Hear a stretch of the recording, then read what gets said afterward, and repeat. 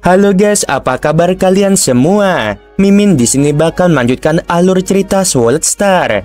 Disclaimer dulu bahwa kemungkinan besar ada perbedaan antara novel dan versi Donghuanya, tapi alur cerita utamanya tetap sama. Jadi tanpa ragu, Mimin akan membawakan alur ceritanya. Oke guys, ada Saweria dari Tauma. Katanya CapCut-nya Min, makasih banyak ya supportnya. Bisa upgrade CapCut Pro per bulannya. Makasih banyak Bang Tauma udah support Mimin lewat Saweria ini. Semoga sehat selalu dan lancar terus rezekinya. Amin. Yuk langsung saja pada video terbaru. Lo Feng sedikit terkejut. Marquis Qiu Qiang selalu enggan sebelumnya. Mungkinkah metode yang ditunjukkan Lo Feng dalam konfrontasi dengan sekte bayangan hati akhirnya berhasil menggerakkan hatinya? Pasir kosmik sebanyak itu masih sangat penting baginya. Jika Marquis bersedia menawarkan 100 juta pasir kosmik, Lo He tentu saja bersedia bergabung dengan pasukan Marquis, kata Lo Feng. Marquis Qiu Qiang mengangguk puas. 100 juta pasir kosmik ini, apakah kau ingin mentransfernya ke rekeningmu di pavilion angin api atau menyerahkannya langsung kepadamu? Menyerahkannya kepadaku tidak apa-apa, jawab Lo Feng. Baiklah, aku akan mengantarkannya langsung kepadamu dalam 3 hari, kata Marquis Qiu Qiang sambil mengangkat gelasnya ke arah Morosa dan berkata lagi, mari kita minum bersama. Lo Feng dan Morosa mengangkat gelas mereka dan minum bersama. Soal pekerjaan ini, apakah akan dianggap selesai setelah sekte bayangan hati benar-benar menyerah? Lo Feng melanjutkan dengan pertanyaan lain. Mengetahui bahwa wilayah kekuasaan Marquis Liu Yin berbatasan dengan wilayah kekuasaan Marquis Qiu Qiang, dan bahkan jika mereka gagal kali ini, mungkin akan ada provokasi kedua dan ketiga di masa mendatang. Pekerjaan ini akan berakhir setelah sekte bayangan hati benar-benar menyerah. Masa kerja tidak akan melebihi 10 era, janji Marquis Qiu Qiang. Setelah jamuan makan bubar, Marquis Qiu Qiang memerintahkan seorang pelayan bawa Lo He dan pelayannya menuju kediaman mereka. Lo Feng dan Morosa berdiri dan dipimpin oleh pelayan melanjutkan perjalanan ke tempat tinggal sementara mereka di kota kecil. Di pavilion, hanya Marquis Qiu Qiang yang duduk sendirian. Ayah, sosok berpakaian biru muncul dari satu sisi. Seorang pemuda yang sangat mirip dengan Marquis Qiu Qiang. Ia tak kuasa menahan diri untuk tidak berkata. Memperkerjakan Lo He ini dengan biaya 100 juta pasir kosmik rasanya terlalu mahal. Kita hanya menghabiskan 60 juta pasir kosmik untuk menyewa Jenderal Yue. Marquis Qiu Qiang melirik putranya dan menggelengkan kepala. Kekuatan yang ditunjukkan Lo He sebelumnya memang tidak sepadan, namun dalam pertempuran ini, kehendak puncak kekacauan primal yang ia tunjukkan sangat berguna di medan perang. Dengan kehadirannya, lebih dari 100 harta karun mekanik super besar itu, sebagian besar tak berguna, hampir tak berani mengamuk. Lagi pula, jika mereka bertemu Lo He, bahkan jika harta karun mekanik super besar itu membentuk susunan, itu sama saja dengan bunuh diri, jelas Marquis Qiu Qiang. Mendengar ini, pemuda itu mengangguk menyadari. Masuk akal, formasi pembunuh 6 bayangan sebelumnya terdiri dari 6 harta mekanik super besar yang bekerja sama. Formasi ini memiliki kekuatan untuk pertarungan langsung yang cukup untuk menjerat Lo He. Namun di bawah serangan kehendak spiritual pada saat itu, 5 harta mekanik super besar kehilangan kemampuan untuk melawan dan dengan mudah disapu Lo He. Pemuda itu mengangguk. Dengan kehadiran Lo He, harta karun mekanik super besar itu hanya bisa bersembunyi di dalam formasi pembunuhan, sehingga mengurangi ancaman secara signifikan. Jangan lupa, dia juga punya pelayan. Kalau tuannya dalam bahaya, bagaimana mungkin pelayan itu tinggal diam? Kata Marquis Qiu Qiang sambil tersenyum. Mempekerjakan 1 tapi dapat bonus 1 lagi. Ayah, kapan kita berangkat? Tanya pemuda itu. Kekuatan kita masih belum cukup untuk saat ini. Mari kita tunggu sedikit lebih lama, kata Marquis Qiu Qiang. Inkarnasi kekuatan ilahinya telah pergi ke ibu kota kerajaan untuk meminta bantuan sebelumnya. Awalnya, perbedaan kekuatan antara prefektur kekacauan primal Liu Yin dan prefektur kekacauan primal Jiujiang tidak terlalu besar. Namun, dengan masuknya sekte bayangan hati ke dalam perang sebagai sekte yang didirikan Raja Dewa, keseimbangan menjadi sangat terganggu. Marquis Jiujiang harus menemukan cara untuk mengumpulkan bala bantuan. Mengandalkan Lo He dan pelayannya saja tidak akan cukup. Rumah gua tempat Lo Feng dan Merosa tinggal sementara membentang di area seluas lebih dari 100.000 kilometer dan dianggap sangat indah. Di dalam ruang meditasi rumah gua, Lo Feng duduk bersila. Tuan, sapa banyak kultivator yang berkumpul di sana yang telah diselamatkan oleh Lo Feng. Semuanya, Lo Feng menatap mereka. Saudara Sang dan aku memiliki persahabatan yang erat. Kali ini Paman Ciu meminta bantuanku dan aku hanya punya waktu untuk menyelamatkan para kultivator dari 9 toko artefak. Aku tak bisa berbuat apa-apa untuk murid-murid sekte api surgawi lainnya. Hanya menyelamatkan 9 bengkel seni saja sudah membuat semua murid sekte api surgawiku sangat bersyukur, kata Paman Ciu. Makhluk cahaya perak dengan penuh semangat merasa bahwa Tuan Lo He telah berkorban besar untuk mereka semua. Lo Feng berkata kepada mereka, dalam pertempuran sebelumnya, untuk mencegah bahaya bagi kalian, aku harus membawa kalian keluar dari kota Huyang. Jika kalian ingin kembali ke kota Huyang, aku akan mengirim kalian kembali setelah perang ini berakhir. Para tamu ini yang terdiri dari dewa sejati ruang hampa dan terlebih lagi banyak dewa sejati biasa sudah merasa kesulitan untuk bertahan hidup di kota Huyang. Bergaul dengan dewa Lo He dianggap sebagai keberuntungan mereka. Setelah menenangkan para kultivator ini, Lo Feng bertemu dengan Master Menara Bunga Impian, Araya, dan keluarga Moyu. Menara Bunga Impian bersyukur atas anugerah penyelamatan hidup dari Tuan, ungkap Master Menara Bintang Impian.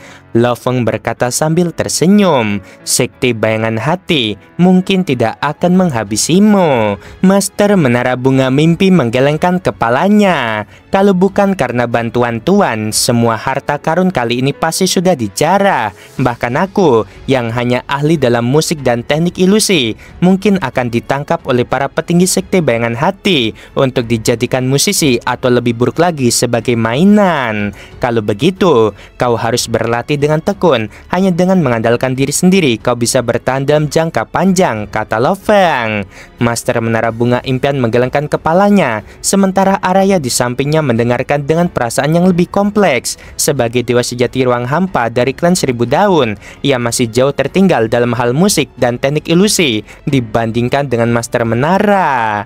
Selama kamu terus mengumpulkan, suatu saat nanti akan ada panen. Araya, kamu juga harus bekerja keras, kata Lo Feng sambil tersenyum. Araya mengangguk manis. Lo Feng memandang ke arah keluarga Moyu. Tuan telah menyelamatkan keluarga Moyu kita, kata Moyu Lie Feng penuh rasa terima kasih. Lo Feng berkata dengan penuh emosi. Moyu Liu Xing sangat cerdas, sangat disayangkan dia mengalami bencana ini. Moyu Sang adalah orang yang paling sedih saat itu. Layaknya anggota keluarga, kematian gurunya Sang Tianyang merupakan pukulan berat baginya. Kini setelah suaminya Moyu Liu Xing juga meninggal, ia beruntung masih memiliki anak di dalam kandungannya. Inilah satu-satunya hal yang ia pedulikan di dunia saat ini.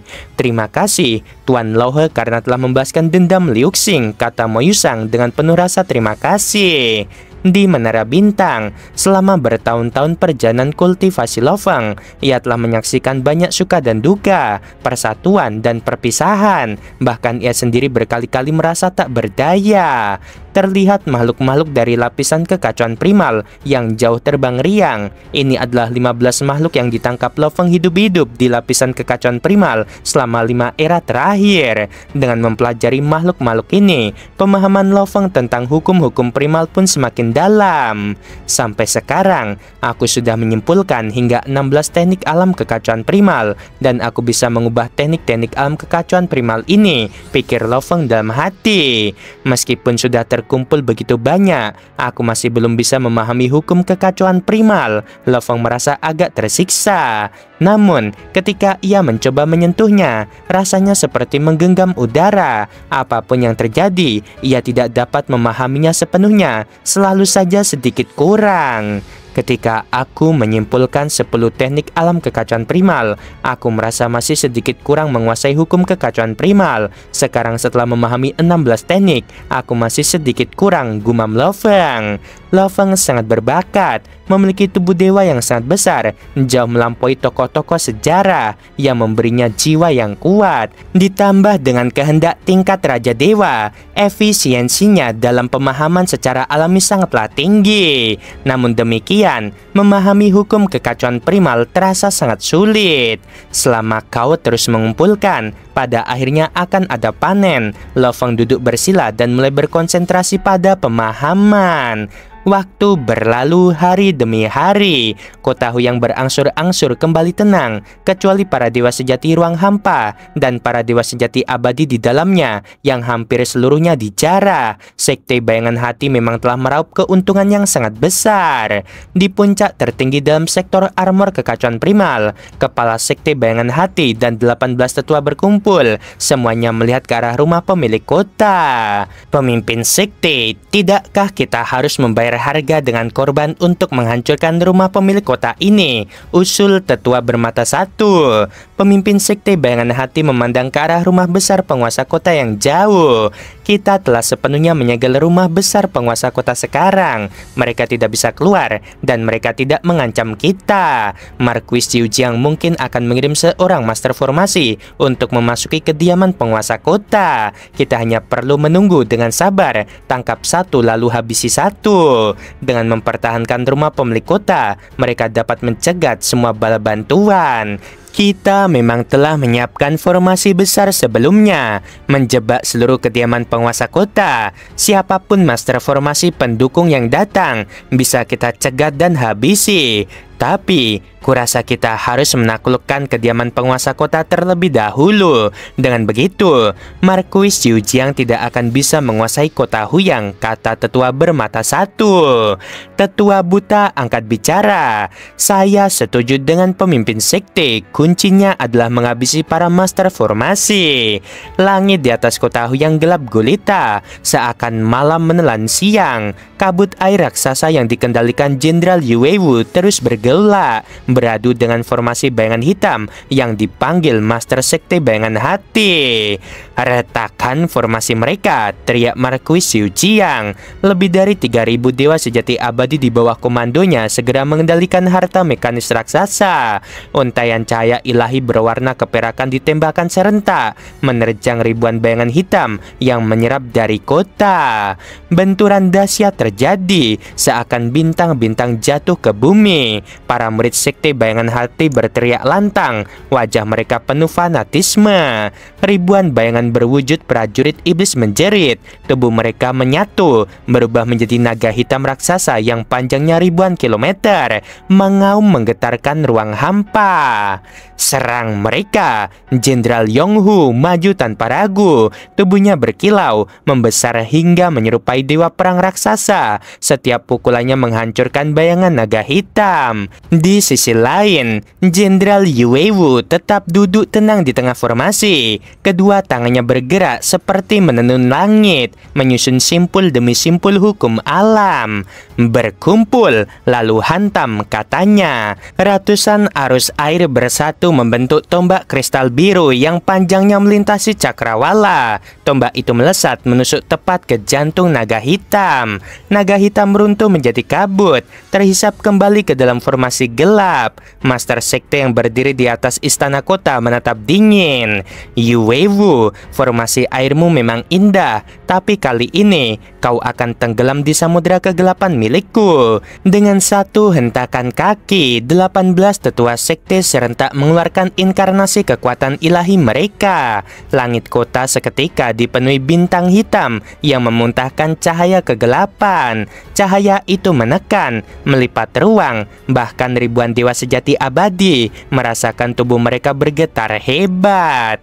Kekuatan apa ini? Salah satu komandan berteriak ngeri. Jiang Yuyu segera berteriak lantang. Jangan gentar, percayalah pada formasi Jenderal Yue. Selama kita berada dalam kabut air, tidak ada bayangan yang bisa menelan kita. Itu benar, teriak Lo Feng sambil melangkah maju. Aura spiritualnya meledak, membelah tekanan gelap yang datang dari 18 tetua.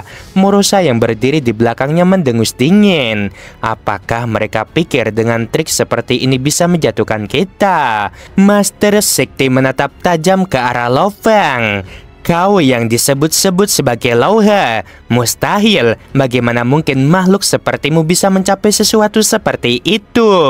Lo Feng tersenyum tipis. Mustahil menurutmu adalah kenyataan bagiku. Kau kira hanya kalian yang bisa melangkah menuju kekacauan primal. Suasana seketika menegang. Ribuan pasukan di bawah saling bertarung. Langit penuh dengan ledakan. Namun semua perhatian perlahan terpusat pada kedua sosok ini. Jenderal Yonghu menoleh sambil tertawa. Lauhe, jangan habiskan semua lawan sendirian. Sisakan beberapa untukku. Jenderal Yue Wu hanya tersenyum samar. Matanya tetap fokus pada simpul formasi yang tak pernah berhenti bergerak. Tenanglah, Yonghu, pertarungan kali ini bukan soal jumlah lawan, tapi soal siapa yang bisa menghancurkan jantung formasi. Lo Feng menatap lurus pada Master Sekte. Kalau begitu, biarkan aku yang merobek jantung itu. Tatapan keduanya bertemu, seakan dua dunia bertabrakan. Ruang di sekitar mereka bergetar, retakan halus menyebar di udara. Master Sekte mengangkat tangannya, dan bayangan hitam tak berujung berkumpul menjadi pedang raksasa, seolah hendak membelah langit. Kalau kau ingin mati lebih cepat, aku akan mengabulkannya.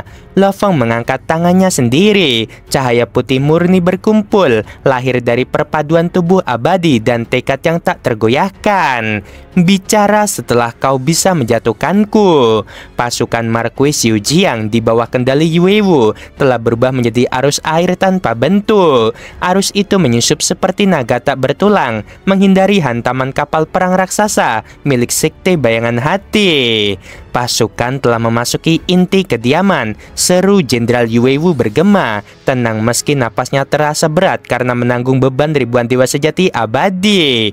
Ingat, jangan terpancing. Fokus kita adalah menguasai pusat formasi kota. Jika jantungnya dikuasai, seluruh kota Huyang jatuh ke tangan kita. Di garis depan, Lo Feng berdiri tegak. Tubuhnya raksasa. Pandangannya memantulkan cahaya api dari ribuan nyawa yang menopang formasi. Matanya tajam, menatap dua bayangan hitam yang kini menghalangi jalannya. Dari balik kabut, layang-layang iblis hati mengepakkan sayap hitamnya, mengeluarkan seruan yang menusuk jiwa. Gelombang spiritual menyapu, seakan mencoba meremukan hati para dewa sejati yang menopang formasi bola air.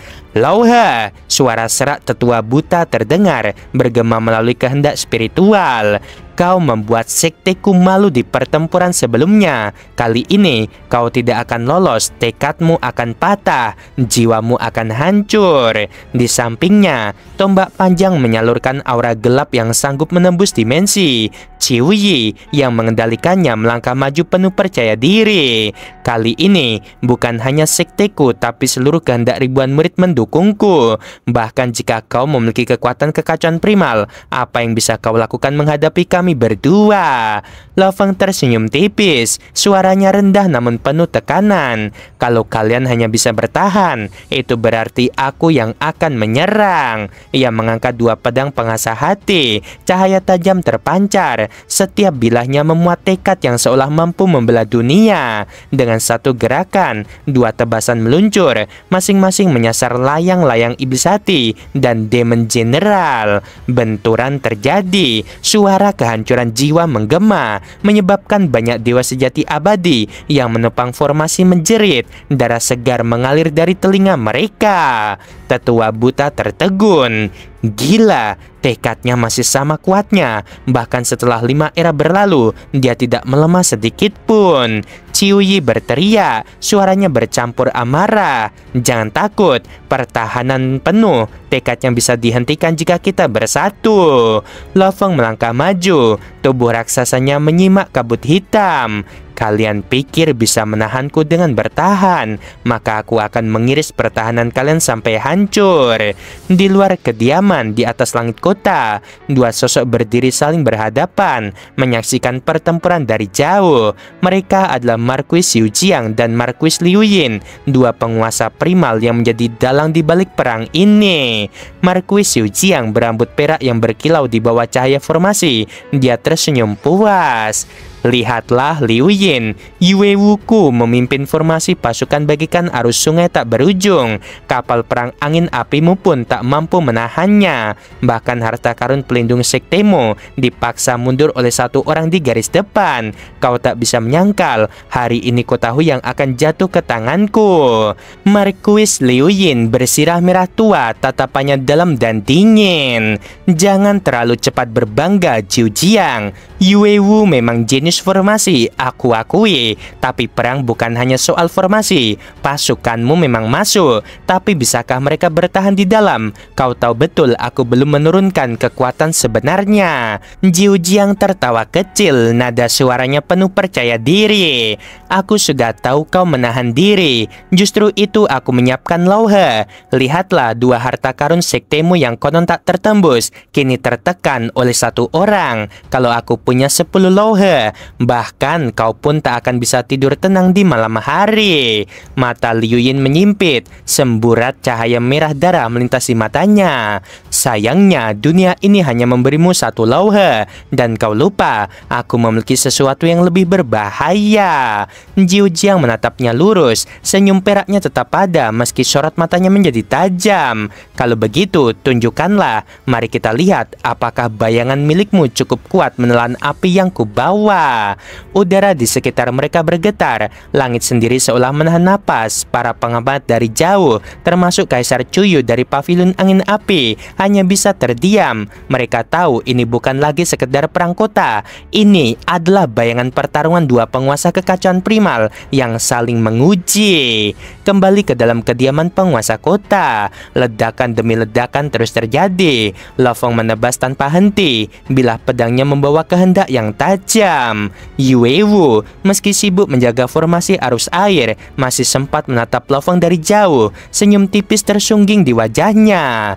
Lauhe, kau benar-benar ujung tombak yang bahkan lebih tajam dari seluruh pasukanku. Jika kita selamat dari pertempuran ini, namamu akan mengguncang seluruh kerajaan Yu. Lo Feng tidak menjawab, hanya terus menekan lawannya. Tapi dalam hatinya ia tahu ini baru awal. Sekte bayangan hati hanya pion. Bayangan lebih besar sudah menanti di balik layar, menunggu momen untuk menghunus pisau terakhir. Oke guys, episode kali ini cukup di sini dulu. Jangan lupa like-nya dan makasih banyak yang udah saweria buat nyicil beli CapCut Pro-nya lagi bulan ini ya. Oke, makasih banyak, sungguh membagongkan.